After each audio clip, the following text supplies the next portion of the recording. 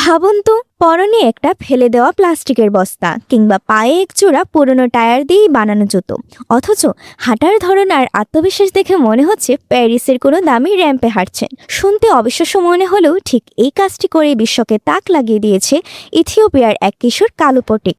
যেখানে বড় বড় ব্র্যান্ড কোটি কোটি টাকা খরচ করে প্রচার চালায়, সেখানে এই ছেলেটি প্রমাণ করেছে ট্যালেন্ট থাকলে দামি স্টুডিও বা ব্র্যান্ডের পোশাকের প্রয়োজন হয় না। ইথিওপিয়ার এক অত্যন্ত সাধারণ পরিবারে বড় হওয়া কালুর জন্য জীবনটা সহজ ছিল না।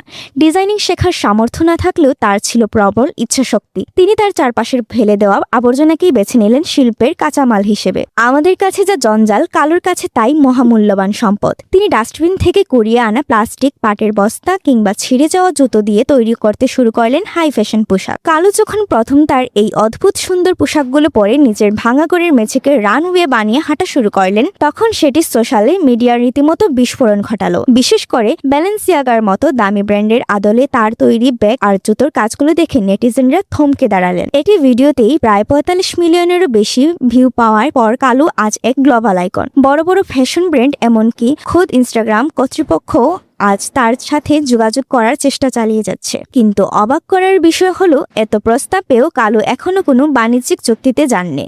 তিনি হয়তো চাচ্ছেন নিজের এই স্বকীয়তা আর সৃজনশীলতাকে ধরে রাখতে। কালু পটিক আমাদের এক বিশাল শিক্ষা দিয়েছেন।